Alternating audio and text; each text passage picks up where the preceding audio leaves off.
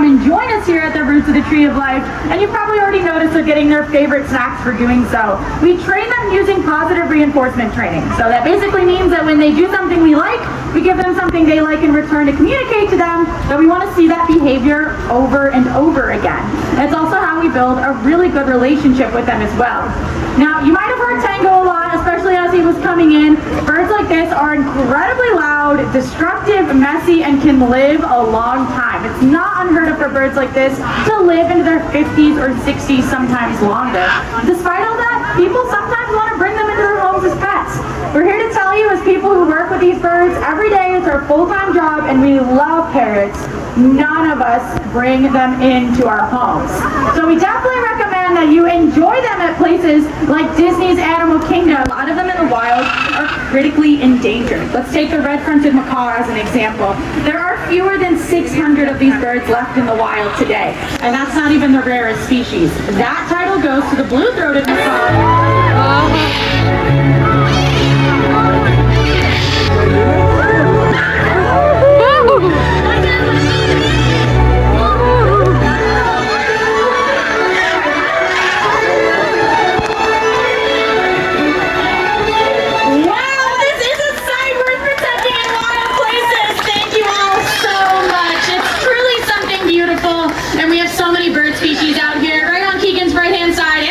There is a blue-throated macaw.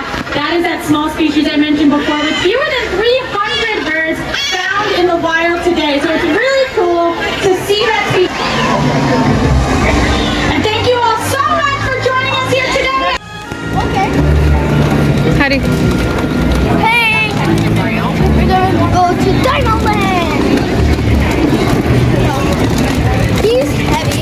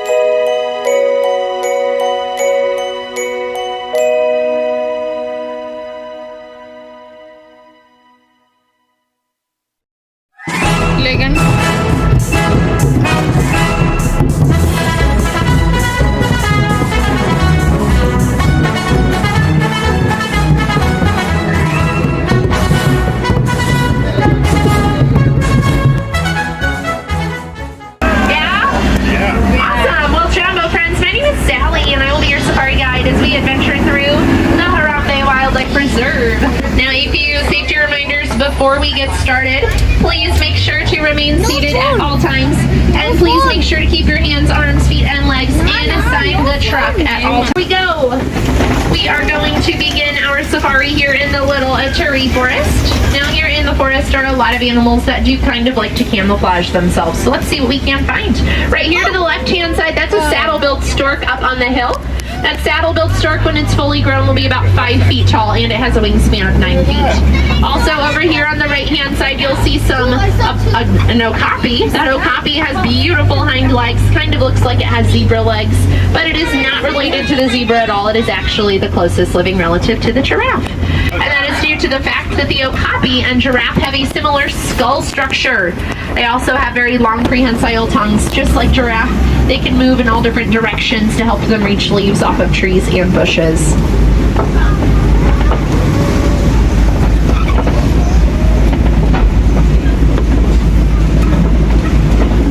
I think I see some bongos coming up. They're going to be the reddish, brownish animals with white stripes and horns. Oh, on the left, to right and left-hand side. Bongos are known as the ghost of the forest because they are rarely seen. So we're very lucky for seeing a few bongos out here today. You'll notice they have those curved horns that kind of curve on their heads. That's to help make sure they can easily maneuver through the brush of the forest.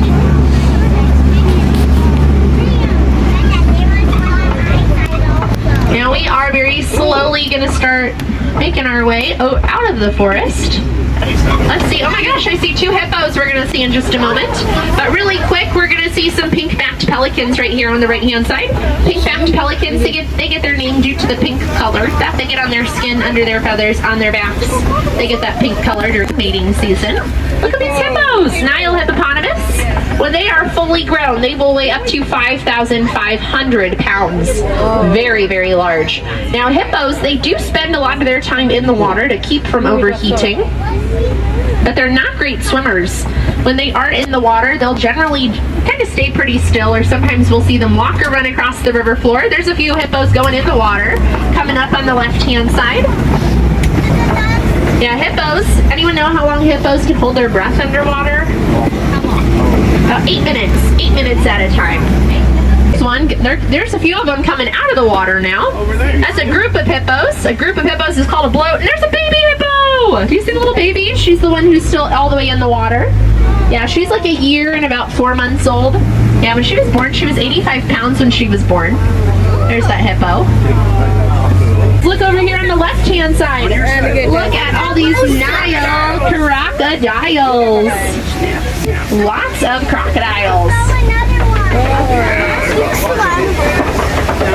Crocodiles, when they are fully grown, they'll be about 16 feet long, which, to put in perspective, that is almost as tall as a giraffe. Nile crocodiles, they also have super strong jaws they like to use to crush the bones of their prey. Now we are very slowly going to start making our way out of the savannah, and we are going to be heading over to the Magadi Glen, which is home to one of the warden's posts. Large baobab tree right here to the right-hand side. Kind of looks like it's upside down, but it's not upside down. It can just remain leafless for 9 months out of the year.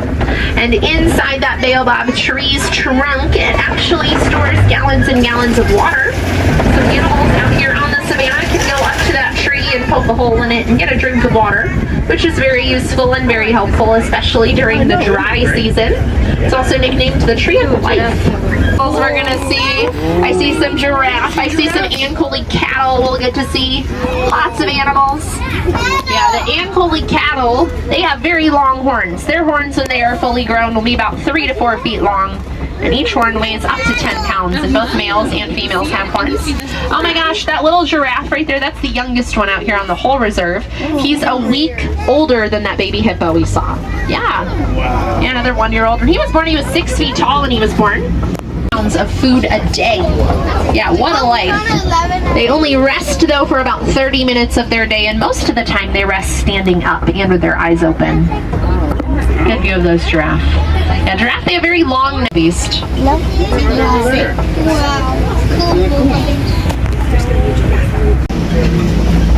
Elephant country is very, very large. So we have to get to the other area of elephant country.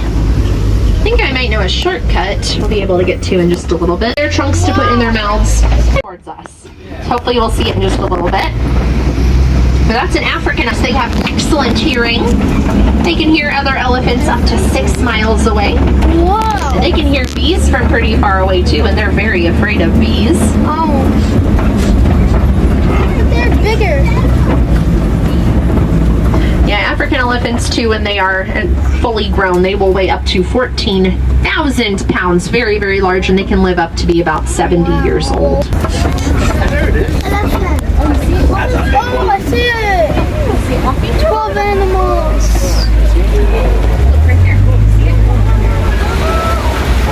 There's a good view of that elephant. Yeah, elephants too, they have very sensitive trunks. They actually have more muscles in just their trunk than we do in the human body. Good view of that elephant. Yes. Now we are coming up to another watering hole over here on the left-hand side. Does anyone know what animals these are? Flamingos. Flamingos, that's right. These are greater flamingos. Now a group or gathering of flamingos is known as a flamboyance. A flamboyance.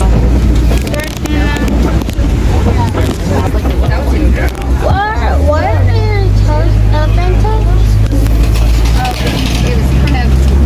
See. Yeah, sometimes we'll see cheetahs over here on the left-hand side. They might be out running somewhere very fast. Cheetahs run at speeds of about 60 miles per hour. Very, very tall. So they have a good vantage point to get their day. They rest for about 16-20 hours of their day, and they do most of their hunting at night. Yeah, so female lions do most of the hunting. Male lions tend to stay back with the rest of the pride and with the cubs. And I do see this female lion. She is way up high on this Kopi rock. Do you see her way up there? There she is. That's a great picture, my friends. Yeah, sometimes too we are lucky enough to hear the lions roar, and their roars can be heard from 3 to 5 miles away. Is that a big war dogs? They are related to the domestic pig, and they are the largest burrowing animals. You must have laid some eggs. Ostrich, which are small goats. The warden uses these goats for grazing purposes and for dairy, so they can sell milk at the local market. There's these goats. These goats are pretty rambunctious. They do like to run around and play a lot with each other. Sometimes we'll even see them in the forest, like the okapi and the bongos. They're actually facing deforestation of their habitats, which isn't good. But a good thing and an easy thing and a small thing. Each one of us, what we can do practically every day of our lives is to make sure we practice